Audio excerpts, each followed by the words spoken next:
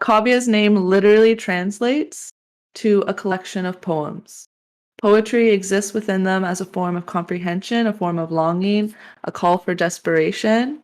From Small Hill Station in India, Kavya spends her time unlearning colonial thought and making spaces where everyone exists as they are. Keep a lookout for some bonus content as you can carry in physical forms. Hint, an upcoming chapbook called Frolic of Identity.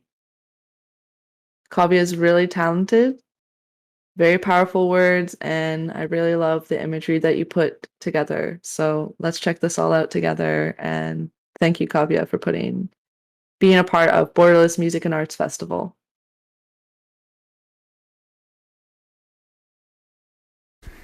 These poems are recorded on the treaty and traditional territory of the Mississauga and Anishinaabe in Nogojivanok. These are a culmination of having lost humor, distaste, of having gained humor and distaste in other ways. This is a culmination of fast-paced poems that drown a lot of the diaspora I'm continuously experiencing. These stories are close to my heart. These are mockeries. These are trauma enforced, and thank you for paying witness to it. This piece is called Accountable because a lot of us forget that a lot of our communities are burdened with the weight that we carry, and it shows up in weird ways. Accountable. Nectarine coconut lips. A boy glaze in this body with tits. Misuse my borders like yesterday was a dream, and today you are a dreamer. Cradle my intestines into your arms as worms eat my words and spit them out. I envision a lust for my feeling of worth, encumbered by stranded bloodlines. How can I find ancestral peace when none of my gods offer their services? Foreign diamonds in a noose around my neck, the world is tattooed on my back. If nerves could extend into the earth like fish swimming inside soil ground, if love had many faces, in spite of comfort and safety, if my sustenance recovered my skin, digesting care with no intention, maybe the cursed could find a ringing truth when our bodies are only bodies with nothing to hold. Secure my tendons in place. Listen to me, just hold me down. Secure my tendons into place. I'm to be leashed onto my wrath. Destruction is the savior. For self-preservation, a churn in my belly, a churn in my belly. When you hear about the magicians, think of us, swimming with no water body on our limbs. Extend my boundaries, tear my eyeballs out. Somewhere, someday, somehow, I will find anger again. And until then, I'll seal these limits, burn off the hair. Until then, I will reclaim, I will reclaim, I will reclaim.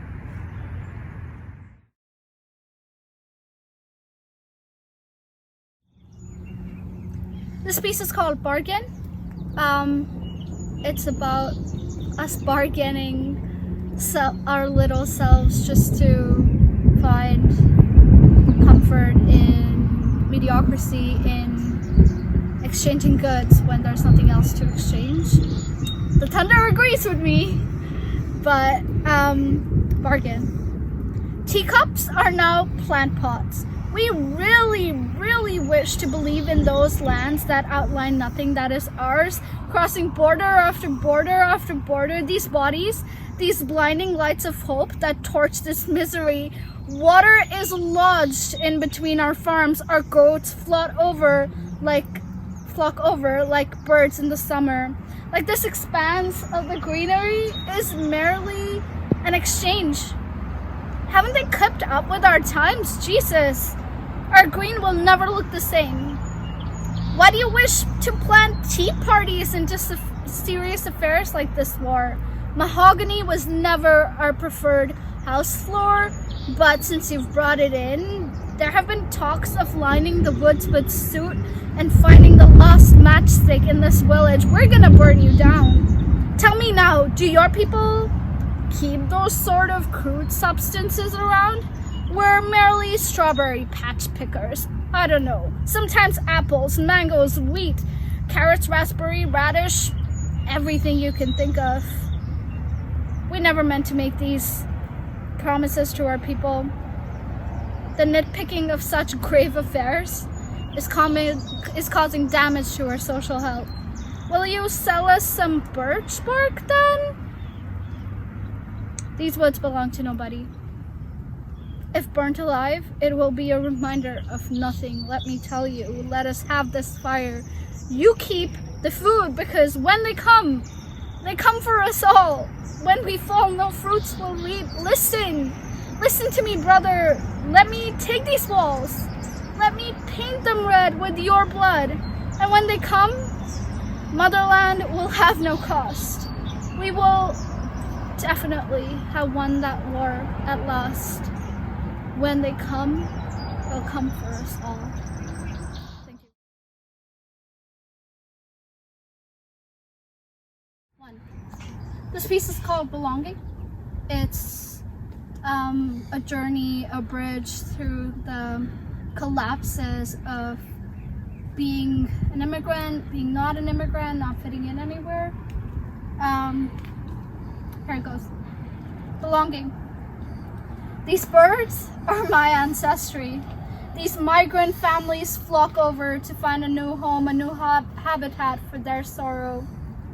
I never wished to build a home, and yet these birds call to me. They tell me of all the world they have seen. Why are they deaf listening now, Ma? Ma means mother in Hindi. We've barely touched the surface of this dwelling, and you remind me of a home built on threats to outline land partitions, on lips to shame any deed, exploited of any dignity. I'm sorry, Ma. And then honored with this patriarchy that you constantly talk about. This migration is built on misogyny, and yet here I am. Here, my sister will not find stoves to cook on. My father will not find his God, and here my grandma will perish to the forbidden fruit, and my bloodline cut off to serve freedom that doesn't belong to my country. Migrating birds were tethered to these wetlands, unfamiliar ground shake beneath, and my mother's apathy sinks into these roots, surrendering a love for the culture we don't want, need, or believe. Clipped wings, her misfortune is pushed onto my back, but my freedom looks like freedom in a patronizing bridge of comfort. Nothing is convenient in between these walls, Ma. When my feet sink into this ground, the leaves will fall. In my departure, birds nestled into rootless trees. This is us, Ma. There's no beginning without settlement. And this earth treats me like plastic. I don't belong here. When I come home, burn my feathers. I don't want to fly. Stick my pleasure and tighten the noose around my neck, Ma. At least then this body will feel like it's just in its adequacy, belonging to an ancestry, a bloodline, a history of grim oppression. At least it was made all on its own, Ma. We were made all on our own, Ma. I'm so grateful to the people who've made this possible. Despite the trauma, despite the longing, I am taken aback by the ways in which I have learned to exist within these spaces. So thank you for being here. Thank you for tuning in.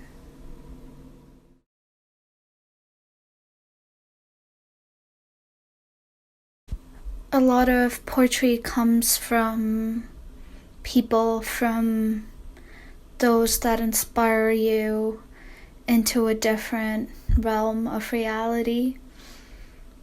This clip is of a bunch of us just making up a story and connecting together through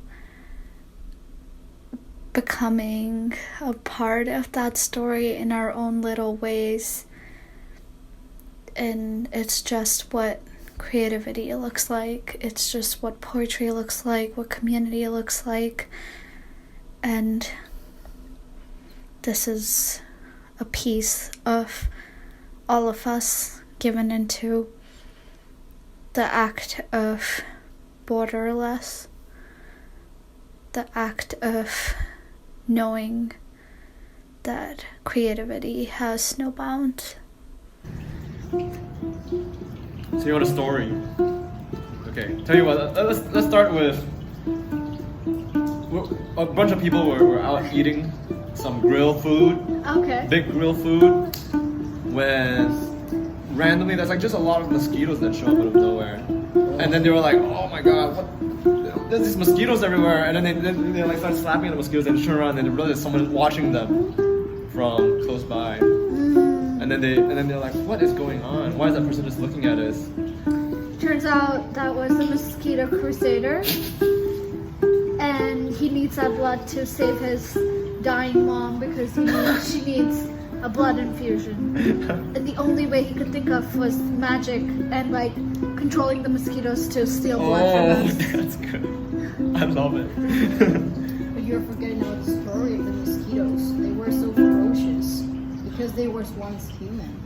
And they were trying to get the blood to cure their prince that was turning to mosquito. And if they break that curse, they can turn into humans again. Oh, I see. They were double crossing the old man. They were actually just doing it for their prince. Oh. Damn. Yeah. Quick question over here. Are mosquitoes the vampires of the real world? Yeah, absolutely they are. If I get bitten by a lot of mosquitoes, do I turn into a mosquito? Yeah, Maybe. In this lore, maybe that can be the case.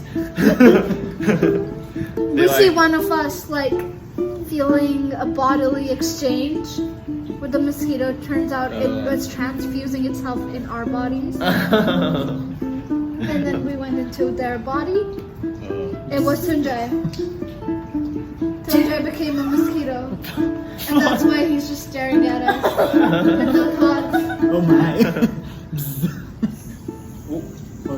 when they like realize that the dude is there, they like run at him, and then the dude is like, "Oh man, I didn't expect this to happen," and he starts running away himself. What And next? while he's running away, he trips, and like bottles of blood like drop down because he's been doing this for a while, and he carries them around because he's like so insecure of losing them. And there's blood everywhere. Someone else is watching, and they call the police. They're like, "Oh, there's this man, and he's bleeding," but we all know it's not his blood. Oh, But they don't know. The ones who So saw do you let the the police man just fall. take over? And then they see the people that are running behind the man. And they are thinking that probably this man was injured because of them. Okay.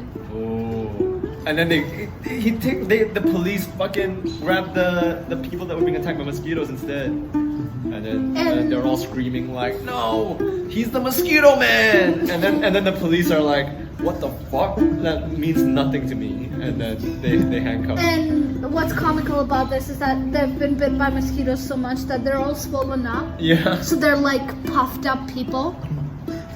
So they're like, "Oh, that was me, it was the mosquito man." Like, the police is just like, "Wow, this is just like really funny, but we're not supposed to laugh," and they tell us our rights.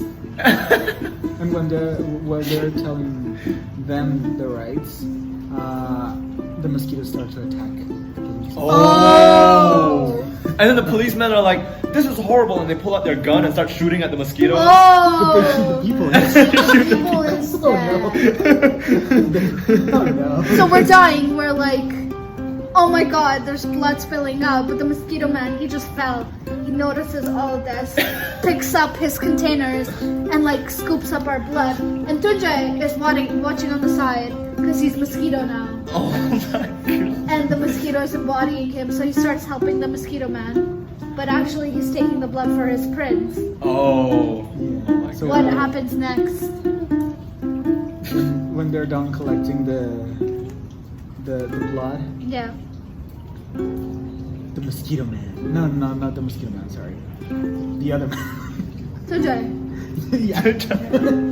Stabs the other man and takes the blood. Oh! Whoa. The But backstab. doesn't realize that mixing human blood with mosquito blood is bad. Oh! So the prince comes back as a zombie. A shell of the mosquito Shell it of used to be. And like it's half mosquito, half human. Whoa. And when that happens, And the end. wait, no, Yeah. not the end, not the end. When that happens, the princess of the wasp community was supposed to marry the prince of the mosquito community. Okay. And when she finds out that this guy is a zombie now, Oh. like there's a war now. Mosquitoes are the The wasps. But it turns out, like Shrek, the wasp was also a zombie. But then a similar thing happened to her family, but no one talked about it. And at night she becomes a wasp. Oh. A half wasp, Wow. half zombie. Suddenly, a giant hand comes from inside the earth and just slaps the humans and the mosquitoes because they were the mosquitoes of the earth. Oh, the damn. end, the end, The end. the end. In these stories of resistance, we found love and care and a grounding that connects us. This is for those that are still looking, and for those that have found it. There's always going to be a way for you to sustain yourself. And there's always going to be your body to carry you through. So just trust that the universe will create love and friendship and will take care of you without any borders and without any conditions attached to it.